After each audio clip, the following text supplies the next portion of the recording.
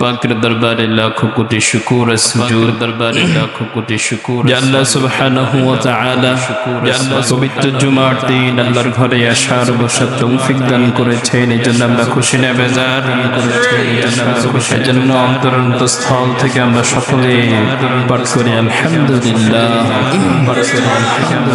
গত সপ্তাহে আমাদের কোন সাবজেক্ট নিয়ে আলোচনা ছিল জানেন? কোন সাবজেক্ট নিয়ে আলোচনা? রাগ নিয়ে না?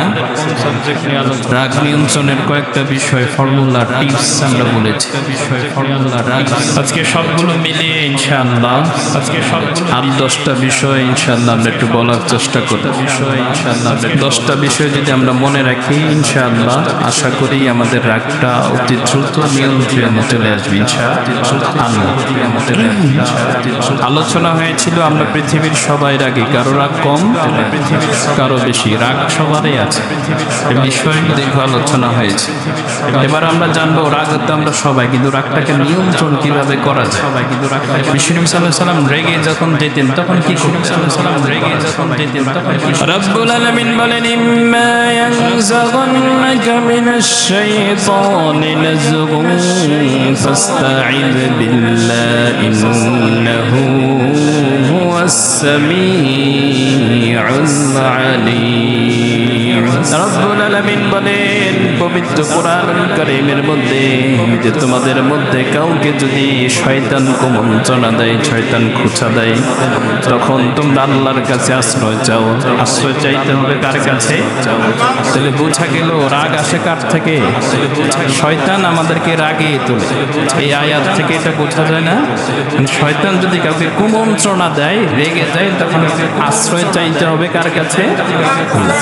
বিষ্ণু নবী সাল্লাল্লাহু আলাইহি ওয়াসাল্লামের হাদিস, সুনানে আবি দাউদের বর্ণনা, আল্লাহর হাবিব সাল্লাল্লাহু আলাইহি ওয়াসাল্লাম কাছে দুইজন লোক ছিল। বর্ণনা কাছে قال النبي صلى الله تعالى عليه وسلم استبى رجلان عند النبي صلى الله عليه وسلم। দুই ব্যক্তি বিশ্ব নবীর কাছাকাছি ঝগড়া লেগে গিয়েছে।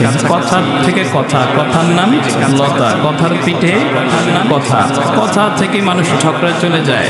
কথা থেকে মানুষ ঝগড়া। বিশ্বনবীর অদূরে একটু কাছে একটু দূরে বিশ্বনবী দেখলেন যে দুই ব্যক্তি ঝগড়া লেগে গিয়েছে। বিশ্বনবীর সাথে যারা ছিলেন ওদেরকে ডেকে বললেন এই যে দুই ব্যক্তি ঝগড়া লেগেছে, আমি এমন একটা কথা জানি, শুনিয়ে বলতেছে ওদেরকে, আমি এমন একটা কথা জানি, নীলা আলামু কালিমাতান, আমি এমন একটা কথা জানি, লাউ ক্বালাহা, যদি এরা বলে, লা যাহাবা আনহুল গাদাব, যে রেগে আছে তার রাগটা দূর হয়ে যাবে। যে রেগে আছে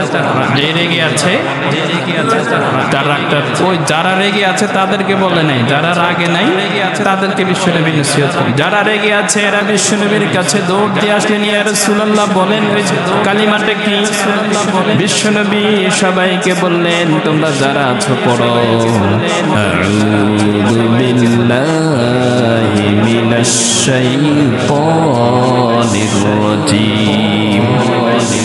বিশ্বনবী সবাইকে বললেন যারা রেগে আছে যখন এই কালিমাটা পড়েছে সাথে সাথে রাগ দূরীভূত হয়ে গেছে। সুবহানাল্লাহ পড়েন। মানে কালিমা জি, এই যে দেখেন মানে দাওয়াত দেওয়ার হিকমত কি। বিশ্বনবী যদি যাই গিয়ে ওনাদেরকে ডিরেক্ট বলতেন এই আউযুবিল্লাহ পড়ো, যদি রাগের সময় যদি বিশ্বনবীর সাথে কথা মানে বিশ্বনবীর সাথে রেগে এরা বলতো না করুন না, তাহলে বেঈমান হওয়ার সম্ভাবনা ছিল না।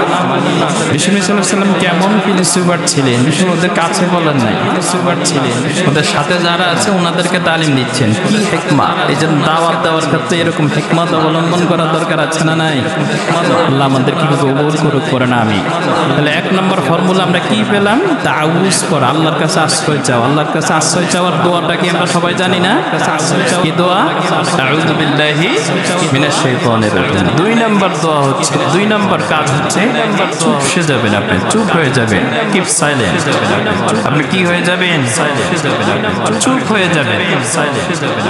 মুসনাদে আহমদের বর্ণনা আব্দুল্লাহ ইবনে আব্বাস রাদিয়াল্লাহু তাআলা আনহুমা থেকে বর্ণিত, তিনি বলেন বিশ্বনবী সাল্লাল্লাহু তাআলা আলাইহি ওয়াসাল্লাম বলেছেন আল্লিমু ওয়া ইয়াসসিরু ওয়া লা তুআসসিরু ফাইদা গাদিবা আহাদুকুম ফালইয়াসকুত।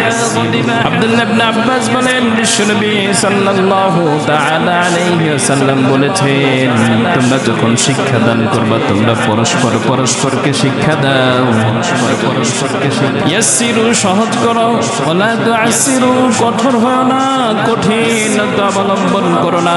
ফাইদা গাদিবা আহাদুকুম যখন তোমাদের মধ্যে কেউ রেগে যায় তখন যেন সে চুপ হয়ে যায়। রেগে গিয়েছেন তখন কি হয়ে যাবেন? চুপ হয়ে যাবেন। এটা হলো যারা টিচিং দেয়, টিচার যারা আছে, আপনি আপনার ফ্যামিলির জন্য কিন্তু একজন টিচার, আপনি কি করতে পারেন? এটাকে অ্যাপ্লাই করতে পারেন। ঘরের মধ্যে সবাই বসছেন, কথায় কথায় রেগে যাচ্ছেন, আপনি চুপ সে যান, চুপ হয়ে যান, দেখবেন অটোমেটিক্যালি আপনার রাগ কি হয়ে যাবে ইনশাআল্লাহ, দূরীভূত হয়ে যাবে ইনশাআল্লাহ। তাহলে 1 নাম্বার পেয়েছি কি আমরা? আল্লাহর কাছে আশ্রয় চাওয়া। 2 নাম্বার চুপ হয়ে যাওয়া। 2 নাম্বার কি? চুপ হয়ে যাওয়া, চুপ হয়ে যাওয়া। 3 নাম্বার ফর্মুলা হচ্ছে আপনি যে পজিশন চেঞ্জ করবেন, যে ফিজিক্যাল কিছু এক্সারসাইজ দেখাচ্ছে এখানে এই হাদিসের মধ্যে, সুনানে আবি দাউদের বর্ণনা, আল্লাহর হাবিব সাল্লাল্লাহু আলাইহি ওয়াসাল্লাম বলেন, ইদা গাদিবা আহাদুকুম ওয়া হুয়া কায়িমুন যদি তোমাদের মধ্যে কেউ রেগে যায় আর এমত অবস্থায় সে দাঁড়িয়ে আছে, দাঁড়ানো অবস্থায় রেগে গিয়েছে, বিশ্বনবীর সাহাবী আবু যর গিফারী রাদিয়াল্লাহু তাআলা আনহুমা থেকে বর্ণিত, তিনি বলেন বিশ্বনবী বলেছেন, তোমাদের মধ্যে কেউ যখন রেগে যায় সে যেন পালিয়ে গিয়ে বসে যায়। রেগে গিয়েছেন দাঁড়ানো অবস্থায় তখন কি করবেন? বসে যাবেন। ফাইদা যাহাবা আনহুল গদব যদি এর থেকে রাগটা দূরীভূত হয়ে যায়, রাগ যদি চলে যায়, ফাবিহা তখন এটা তো ভালো, ওয়া ইল্লা ফালিয়াত্তাজি দাঁড়ানো থেকে বসেছেন তারপরও রাগ যায় না, এত রেগে আছেন, বসে আছেন তারপরও রাগ যায় না, তখন কি করবেন? শুয়ে যাবেন। তখন কি করবেন? শুয়ে যাবেন। শুয়ে গেলে রাগ ইনশাআল্লাহ অটোমেটিকলি কি হবে? যাবে, চলে যাবে। যদি শোয়ার পরও যদি রাগ না যায় তাহলে কি করবেন? শোয়ার পরও যদি রাগ না যায় তাহলে ঘুমিয়ে যাবেন। কি করবেন? রাগ না যায় তাহলে ঘুমিয়ে যাবেন। কি করবেন? শোয়ার পরও যদি রাগ নিয়ন্ত্রণে না আসে তখন কি করবেন? নিয়ন্ত্রণে না আসে ঘুমিয়ে যাবেন। আল্লাহ আমাদেরকে এই বিষয়গুলো অবলম্বন করার তৌফিক দান করুক, পড়েন আমিন। তাহলে 1 নাম্বার আমরা পেয়েছি কি? আউযুবিল্লাহ পড়া। 1 নাম্বার কি পেয়েছি? 2 নাম্বার বাসায় গিয়ে কিন্তু এগুলো অ্যাপ্লাই করবেন। মা বোন যারা আছে বাসায় গিয়ে এগুলো বলবেন যে রাগের সময় কি কি করতে হয়। এই যে আমি আজকে 8-10টা বিষয় বললে সবগুলো মুখস্থ লাস্টে শুনবো ইনশাআল্লাহ। তাহলে 1 নাম্বার কি? আউযুবিল্লাহ পড়া। 2 নাম্বার আউযুবিল্লাহ চুপ কর, চুপ। 2 নাম্বার চুপ হয়ে যাওয়া। 3 নাম্বার হচ্ছে চুপ হয়ে যাওয়া। 3 নাম্বার দাঁড়ানো থাকলে বসতে হবে, 3 নাম্বার বসা থাকলে বসতে হবে, শুয়ে পড়তে হবে। 4 নাম্বার হচ্ছে আপনি ওযু করবেন। 4 নাম্বার কি করবেন? ওযু করতে হবে। কেন? মুসনাদে আহমদের বর্ণনা, আল্লাহর হাবিব সাল্লাল্লাহু আলাইহি ওয়াসাল্লাম বলেন, ইন্নাল গাদাবা মিনাশ শাইতান, রাগ হলো শয়তানের পক্ষ থেকে, ওয়া ইন্নাশ শাইতানা খুলিকা মিনান নার, শয়তানকে তৈরি করা হয়েছে, সৃষ্টি করা হয়েছে আগুন থেকে। শয়তান কিসের তৈরি? আগুনের তৈরি। এই যে আমরা আলোচনা শুনেছি না যে শয়তানকে যখন আদম আলাইহিস সালামকে যখন সিজদা করতে বলেছে তখন সে যুক্তি দেখিয়েছে, লজিক দেখিয়েছে আল্লাহকে। আল্লাহ কি জানে না কে কিসের তৈরি? সে আল্লাহকে বলে খলাকতানি মিন নারিন ওয়া খলাকতাহু মিন তিন, এ রব আপনি আমাকে বানিয়েছেন আগুন দিয়ে, আর আগুনের গতি হলো উপরের দিকে। আগুনের গতি কোন দিকে? আর আদমকে বানিয়েছেন মাটি দিয়ে, মাটির গতি নিচের দিকে। সুতরাং আমার মর্যাদা, আমার পাওয়ার বেশি। আল্লাহ আমি কেন আদমকে সিজদা করতে যাব? তখন আল্লাহ তাকে মারদুদ হিসাবে ঘোষণা করে দিলেন, শয়তান হিসাবে কি করলেন? ঘোষণা করে দিলেন। তাহলে আমরা পেলাম এখানে আল্লাহ রাসূল সাল্লাল্লাহু আলাইহি সাল্লাম হাদিসে বলছে শয়তান কিসের তৈরি? আগুনের তৈরি। ওয়া ইন্নান নারা তুতফাউ বিল মা, আর আগুনকে নিভানো হয় পানি দ্বারা। আগুনের উপর পানি দিলে আগুনের অস্তিত্ব থাকে, আগুন নিভে যায় না থাকে। ইদা গদিবা আহাদুকুম, যখন তোমাদের মধ্যে কেউ রেগে যায়, ফালিয়াতাওয়াদ্দা, সেই যেন সাথে সাথে ওযু করে নেয়। সাথে সাথে কি করবে? ওযু করবে। তাহলে দেখছেন আল্লাহ রাসূল সাল্লাল্লাহু আলাইহি ওয়াসাল্লাম কেমন ফিলোসফার ছিলেন। আপনি যদি রেগে যান, রাগটা শয়তানের পক্ষ থেকে, আর শয়তান আগুনের তৈরি, শয়তানের পক্ষ থেকে। তাহলে আপনি যখন রেগে যাবেন কি করবেন? ওযু করবেন। কি করবেন? ওযুখানায় গিয়ে দরকার একটা গোসল করে নেবেন। ওযুখানায় গিয়ে ওযু করতে গিয়ে কি করবেন? গোসল করে নেবেন। পুরো শরীরে একটা ডুব দিয়ে দিবেন পানির মধ্যে। সুইমিং পুল থাকলে বা নদীতে গিয়ে একটা ডুব দিয়ে দিবেন, দেখবেন অটোমেটিকলি আপনার রাগ কি হয়ে যাবে। দেখবেন ইনশাআল্লাহ। এই যে এই নদীর নাম কি? বালি নদী না? এই যে বালি নদীর মধ্যে যে একটা ডুব দিয়ে দিবে, এই যে বালি নদীর মধ্যে যে একটা ডুব দিয়ে দিবে, তাহলে রাগ ইনশাআল্লাহ চলে যাবে। তাহলে আমরা এটা কয় নাম্বার ফর্মুলা পেলাম? চলে যাবে। তাহলে 4 নাম্বার। 1 নাম্বার কি? মুখস্থ করেন, কিন্তু সবার থেকে শেষে শোনা হবে ইনশাআল্লাহ। 1 নাম্বার দোয়া পড়া, আউযুবিল্লাহ পড়া। 2 নাম্বার চুপ হওয়া। 3 নাম্বার কি হওয়া? দাঁড়িয়ে থাকলে বসে যাওয়া, মাশাআল্লাহ। বসে থাকলে শুয়ে পড়া। 4 নাম্বার কি বললাম? ওযু করা, মাশাআল্লাহ। 5 নাম্বার হচ্ছে আপনি যখন রেগে যাবেন তখন মাটির মধ্যে শুয়ে পড়বেন, মাটিতে লুটিয়ে পড়বেন। মাটিতে কি হবেন? লুটিয়ে পড়বেন। কি হবেন? সুনানে তিরমিজির বর্ণনা, আল্লাহর হাবিব সাল্লাল্লাহু আলাইহি ওয়াসাল্লাম বলেন, আলা ইন্নাল গাদাবা জামরাতুন তুকাদু ফি কলবি ইবনি আদম। ও আমার সাহাবারা শুনো, রাগটা হচ্ছে মানুষের হৃদয়ের মধ্যে একটা অগ্নিস্ফুলিঙ্গের মতো। রাগ কিসের মতো? আমাদের হৃদয়ের মধ্যে একটা অগ্নিস্ফুলিঙ্গের মতো। আলাম তারু ইলা হুমরাতি আইনাইহি, তোমরা কি দেখো না যে ব্যক্তি রেগে যায়, দেখো না তার চোখগুলো লাল হয়ে যায়, তার চোখগুলো কি হয়ে যায়? ওয়া ইনতিফাখি আউদাজিহি, গলার রগগুলো ফুলে পেপে যায়। গলার রগগুলো কি হয়ে যায়? ফুলে যায়। দেখেন না, যে রেগে যায় কথা জোরে বলে, চোখ লাল হয়ে যায়, গলার রগ ফুলে যায়। কেমন একটা পরিস্থিতি, সিচুয়েশন ফেস করে সেই। ফামান আহসানু বিশাইইন মিন যালিক ফামান আহসানু ফালিয়াসাদ বিল আরদি, তোমাদের মধ্যে যে ব্যক্তি রেগে যায় শ্রেষ্ঠ হচ্ছে সে যে ব্যক্তি জমিনের মধ্যে লুটিয়ে পড়ে। জমিনের মধ্যে যে লুটিয়ে পড়বে এর আগের সময় তার রাগকে দূরভূত করে দিবে কে? এখন আপনার জামা কাপড় গায়ে মাটিতে শুয়ে পড়ছেন, রাগ যাচ্ছে না, বাসায় গিয়ে জামা কাপড়গুলো খুলবেন, খুলে রুমের মধ্যে দরজাটা নক করে একবারে গেঞ্জি খুলে তারপরে মাটির সাথে পুরোটার সাথে কি হবেন? পুরো শরীরটাকে বিছিয়ে দেবেন। ইনশাআল্লাহ দেখবেন কয়েক সেকেন্ডের মধ্যে আপনার রাগটা দূরভূত হয়ে যাবে ইনশাআল্লাহ। তাহলে 5 নাম্বার আমরা কি পেলাম? মাটিতে শুয়ে পড়া বা লুটিয়ে পড়া, মাটির সাথে দেহকে লাগানো। আমরা কিসের তৈরি? মাটি। বললাম না আমাদেরকে মাটির দ্বারা সৃষ্টি করেছে, আমাদেরকে তাহলে মাটিতে যখন আমাদের শরীরটাকে লাগিয়ে দেবো ইনশাআল্লাহ শরীর ঠান্ডা হয়ে যাবে ইনশাআল্লাহ। তাহলে 1 নাম্বার কি পেলাম আমরা? আল্লাহ তাহলে দোয়া পড়া, আউযুবিল্লাহ পড়া। 2 নাম্বার দোয়া পড়া, চুপ হওয়া। 2 নাম্বার। 3 নাম্বার চুপ হওয়া। দাঁড়িয়ে থাকলে মাশাআল্লাহ, দাঁড়িয়ে থাকলে দাঁড়িয়ে বসে যাওয়া, বসা থাকলে শুয়ে যাওয়া। 4 নাম্বার ওযু করা। 5 নাম্বার ওযু করা। 5 নাম্বার মাটিতে সাথে শরীরকে টাচ করা, মাটিতে লুটিয়ে পড়া। 6 নাম্বার হচ্ছে আল্লাহকে ভয় করা। তাকে ভয় করব? আল্লাহকে ভয় করলে আপনার রাগ দেখবেন অটোমেটিক্যালি দূর হয়ে যাবে। সহিহ মুসলিমের বর্ণনা, আল্লাহর হাবিব সাল্লাল্লাহু আলাইহি ওয়াসাল্লামের এক সাহাবী আবু মাসউদ বদরি রাদিয়াল্লাহু তাআলা আনহু থেকে বর্ণিত, তিনি বলেন, কুনতু আদরিবু গোলামান লি বিস-সাউত, আমার একটি গোলাম ছিল, ওই গোলামকে আমি চাবুক দ্বারা আঘাত করছিলাম, চাবুক দ্বারা মারতেছিলাম। ফাসামি'তু সাউতান মিন খালফি, আমি আমার পিছন থেকে একটা আওয়াজ শুনতেছিলাম, ই'লাম আবা মাসউদ। পিছন, আমি গোলামকে মারতেছি চাবুক দিয়ে, পিছন থেকে একটা আওয়াজ আসলো, ই'লাম আবা মাসউদ, এ আবু মাসউদ জেনে রাখো, এ আবু মাসউদ শোনো, জেনে রাখো, ভালো করে বুঝো।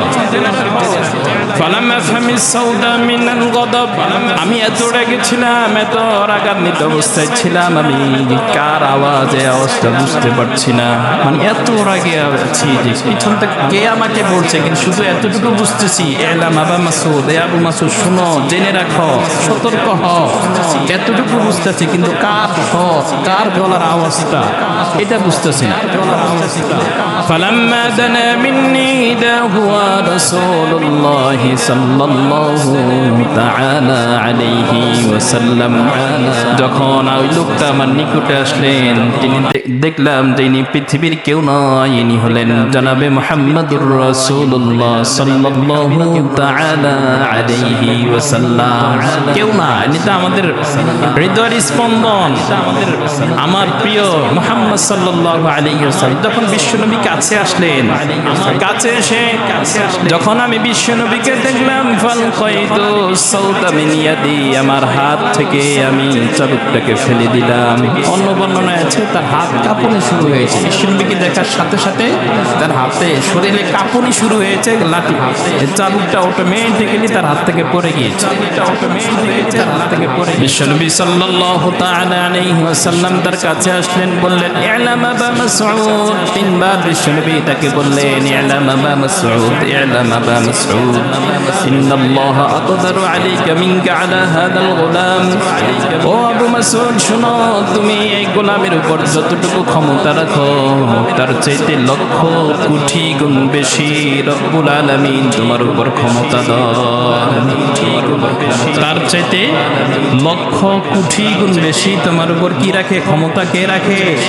আল্লাহ রাখে। তুমি কত অপরাধ করো, আল্লাহ কি কখনো তোমার উপরে এমন রেগে গিয়েছে? আল্লাহ কি কখনো তোমার কি বলেন, আমরা কত অপরাধ করি, আল্লাহ যদি রেগে যান আমাদের কোন নিস্তার আছে? বাঁচার কোন উপায় আছে? এই জন্য আল্লাহকে ভয় করতে হবে। আবু মাসউদ রাদিয়াল্লাহু তাআলা আনহু বলেন ইয়া রাসূলুল্লাহ ফালাম আযিব গুলামান বাদাহু আবাদা, ইয়া রাসূলুল্লাহ এরপর থেকে আমি আর কখনো আমার গোলামকে আঘাত করব না, আর কখনো ইবনে মাসউদ রাদিয়াল্লাহু তাআলা আনহু তার গোলামকে কি করে নাই? আঘাত করেনি। তাহলে 6 নাম্বার কি পেলাম আমরা? তাহলে আল্লাহকে কি পেলাম আমরা? ভয় করা। 7 নাম্বার হচ্ছে ভয় করা। এই রাগ নিয়ন্ত্রণ করলে কি সুফল পাওয়া যায়? রাগ নিয়ন্ত্রণ করলে সুফল কি? 1 নাম্বার, রাগ নিয়ন্ত্রণ করলে যে যারা রাগ নিয়ন্ত্রণ করে ওদেরকে ভালোবাসে কে? আল্লাহ। রাগ নিয়ন্ত্রণ করলে ভালোবাসে কে? ভালোবাসে হুসাইন ইবনে আলী রাদিয়াল্লাহু তাআলা আনহু থেকে বর্ণিত, তিনি বলেন এক লোক তার গোলাম দ্বারা পানি ঢালতেছে। এক লোক তার গোলাম উযু করতেছে আর গোলামে পানি ঢালতেছে। উযুর পানি কে ঢালতেছে? গোলামে ঢালতেছে। তো যে পাত্রের পানি, ওই পাত্রটা উঠে যে উযু করে তার হাতের মধ্যে পড়ে গিয়েছে। যে উযু করে তার অনেক ব্যথা পেয়েছে। ব্যথা পেয়ে ব্যথায় কাতরাচ্ছে আর রাগ হয়ে যাচ্ছে। স্বাভাবিক কথা না? রাগ হওয়াটাই কি স্বাভাবিক কথা? ব্যথা পেলে রাগ অটোমেটিক্যালি দেখবেন রাগ চলে আসে। রাগ হচ্ছে। গোলাম ছিল খুবই চালাক, গোলাম ছিল। গোলাম বুঝছে যে এবার তো খবর আছে। গোলাম বুঝতেছে না বিষয়টা, এইবার তো খবর আছে। গোলাম মালিককে লক্ষ্য করে বললেন ওয়াল কাযিমিনাল গায়জ ওয়াল আফিনা আনিন নাস ওয়াল্লাহু ইউহিব্বুল মুহসিনিন। যখন মালিক রেগে গেল, গোলাম আল্লাহর এই আয়াতটা পড়া শুরু করেছে। ওয়াল কাযিমিনাল গায়জ, আল্লাহ মুত্তাকি বান্দাদের একটা গুণ বর্ণনা করেছেন। সেই গুণটা হচ্ছে যারা রাগকে নিয়ন্ত্রণ করতে পারে, এদেরকে পছন্দ করে কে? রাগ গোলামের উপর কিন্তু মালিক চেপতেছে, আর গোলাম বলতেছে কি? ওয়াল কাযিমিনাল গায়জ, এই চেতলে হবে না, রাগ করলে হবে না। দেখেন আল্লাহ কি বলে, ওয়াল কাযিমিনাল গায়জ, যারা রাগ নিয়ন্ত্রণ করে এদেরকে পছন্দ করে কে? মালিক গেছে হতভম্ব হয়ে, মালিক এখন লজ্জা পেয়ে গেছে। আল্লাহ বলছে রাখতে না, আমি তো রেগে গিয়েছি। গোলামের পরে বলেন শুধু রাগ নিয়ন্ত্রণ করলে হবে না, ওয়াল আফিনা আনিন নাস, মানুষের সামনে মুচকি হেসে দিলেন, পরবর্তীতে পাকড়াও করলেন, এটা হবে না। আফিনা আনিন নাস, রাগ নিয়ন্ত্রণ করেছে আর মানুষকে মাফ করে দিয়েছে। কি করছে? মানুষকে মাফ, রাগ নিয়ন্ত্রণ করছে। একটা দেখবেন আমাদের মন্ত্রী মিনিস্টারদের সামনে সাধারণত যেটা হয়, কোনো লোক যদি একটা বেয়াদবিমূলক আচরণ করে তখন সবার সামনে একটা হাসি দেয়। আচরণ হাসি দিয়ে বুঝায় যে আসলে এটাতে সে রাগ করেনি, হাসি দিয়ে বুঝায়। কিন্তু যখন কনফারেন্স শেষ, সভা শেষ, পিছনে গিয়ে লোকটাকে তুলে নিয়ে আঘাত করে, আচ্ছা না নাই, আরে গুম করে ফেলে। কেন? ওই যে মানুষের সামনে তাকে অপমান, সেই ক্ষোভটাকে সে ঝাড়ে কোন ভাবে তাকে আঘাত করে।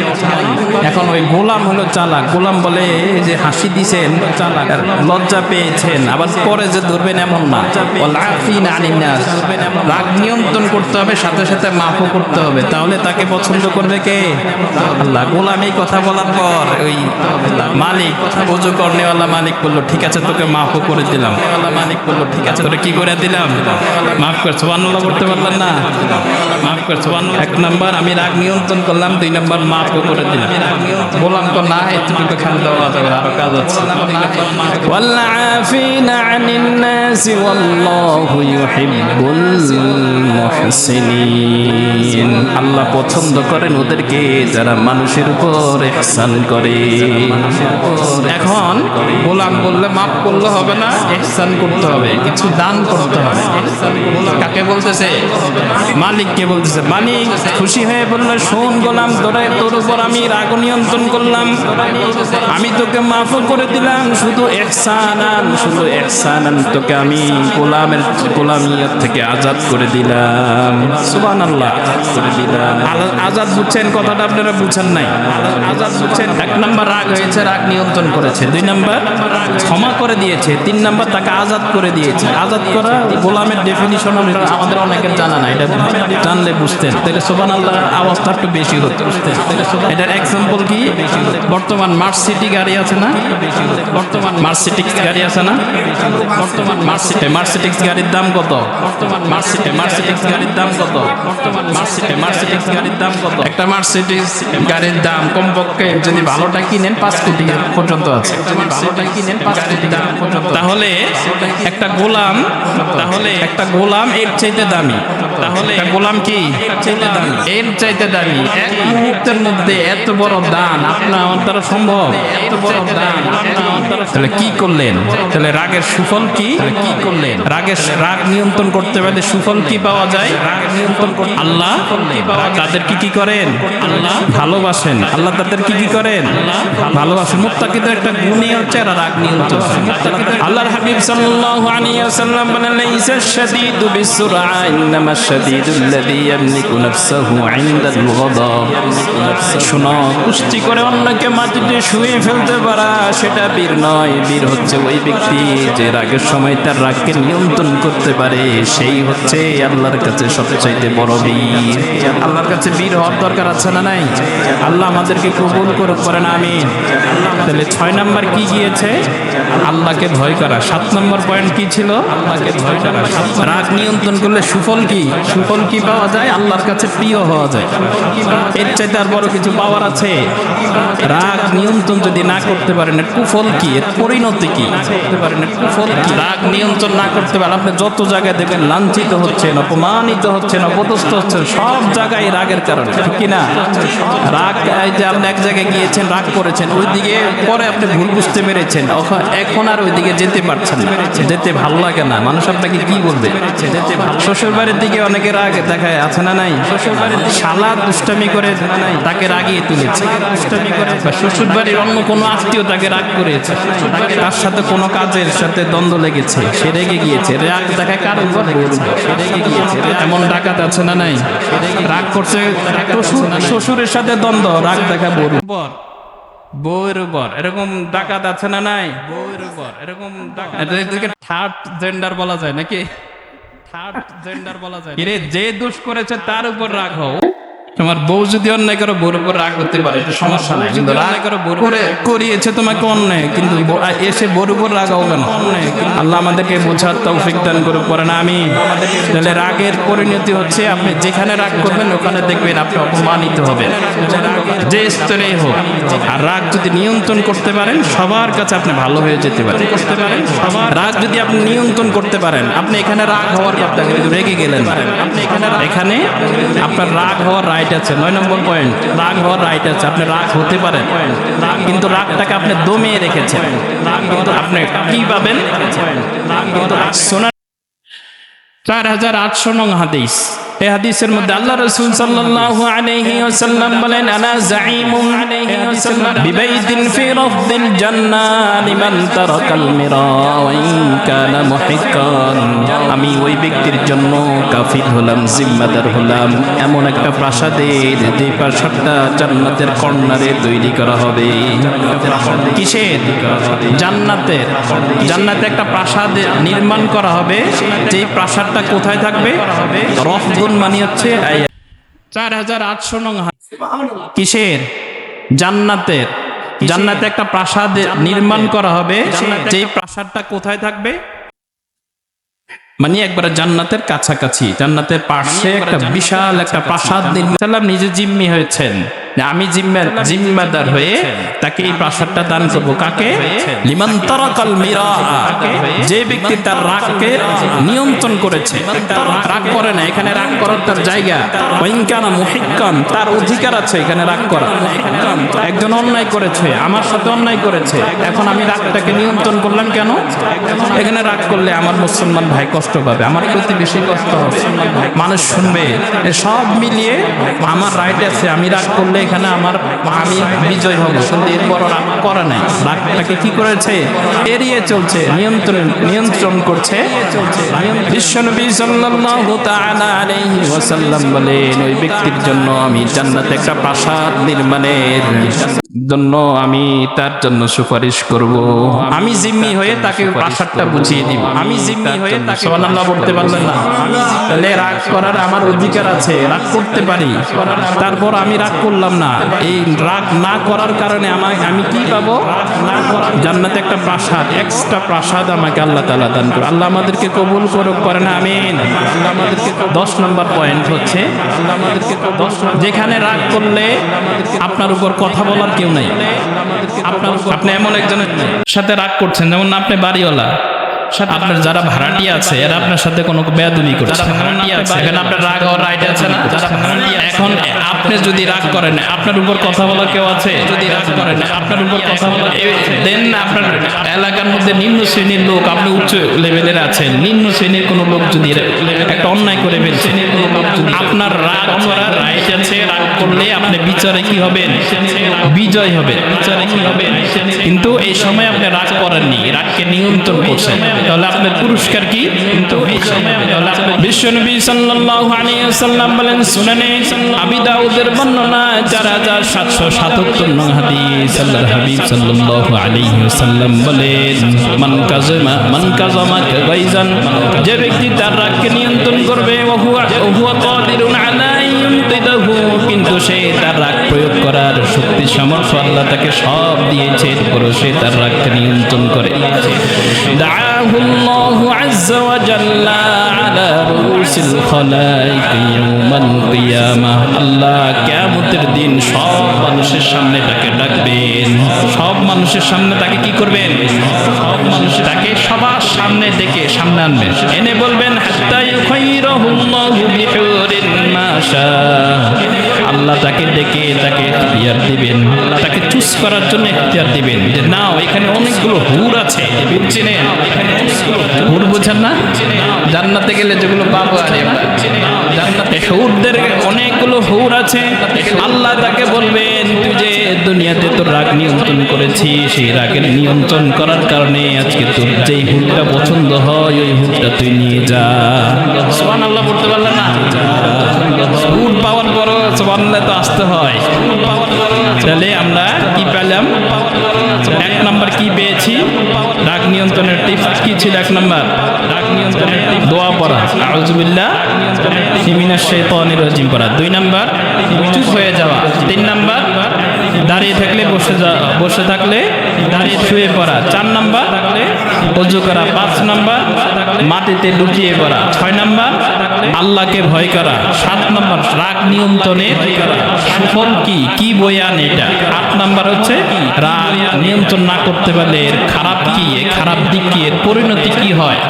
9 নাম্বার হচ্ছে আপনি যদি রাগ করার এক জায়গায় আপনার রাইট আছে, এরপর আপনি রাগ করলেন না, রাগকে এড়িয়ে চললেন, আপনার জন্য জান্নাতে একটা প্রাসাদের জিম্মাদারকে বিশ্বনবী সাল্লাল্লাহু আলাইহি ওয়াসাল্লাম। 10 নম্বর হচ্ছে আপনি যাদের উপর রাগ দেখানোর আপনার শক্তি সামর্থ্য আল্লাহ সব দিয়েছে, এরপর আপনি রেগে গেলেন না, তখন আপনি কি করবে? আল্লাহ তাআলা কি করবে? কিয়ামতের দিন সব মানুষের সামনে আল্লাহ আপনাকে ইখতিয়ার দেবে যে যাও, তোমার এখানে অনেকগুলো হুর আছে, যেটা ইচ্ছা সেটা তুমি নিয়ে যাও। আল্লাহ তাআলা আমাদের এই ফর্মুলাগুলো ফলো করার তৌফিক দান করুক, করেন আমিন। আমাদের কিছু কথা, এই সপ্তাহে কিছু কথা বলা দরকার, সেটা হচ্ছে এই যে বন্যা কবলিত আমাদের দেশটাই তো বন্যা কবলিত নাকি? আমাদের দেশটাই তো বন্যা কবলিত, আমাদের দেশে না, যেই দেশ আমাদের ক্ষতি করছে এরাও বন্যা কবলিত। ফারাক্কা বাঁধের কথা শুনেন না? বাঁধ না, এটা ব্যারিজ ডেফিনিশন আর বাঁধের ডেফিনিশন অনেক পার্থক্য। ব্যারিজ আর ড্যাম এক না, ব্যারিজ আর কি ড্যাম এক না। এই ফারাক্কা ব্যারিজটা কেন তৈরি করা হয়েছে? এটা যদি আপনি ভারতের সরকারি ডকুমেন্টে এখন পর্যন্ত স্পষ্ট লেখা আছে, এটা তৈরি করার কারণ হচ্ছে কি বলেন আন্দাজে দুপক্ষে সমন্বয় করা, কি বলে এই ফারাক্কা ব্যারিজটা তৈরি করা, এই যে আপনি ভারতের ডকুমেন্টসে এখনো এই কথাটাই লেখা আছে, তাদের একটা ভাগীরথী এবং হুগলি নদী আছে, এই নদীর নব্যতা ফিরিয়ে আনা এবং কলকাতার যে বন্দর আছে এই বন্দরের সংরক্ষণ এবং রক্ষণাবেক্ষণের প্রয়োজন মিটানোর জন্য এই ফারাক্কা ব্যারিজ তৈরি করা হয়েছে। ভারতের যারা এক্সপার্ট আছে এরা বলে যে এটা দ্বারা কোনো কিছু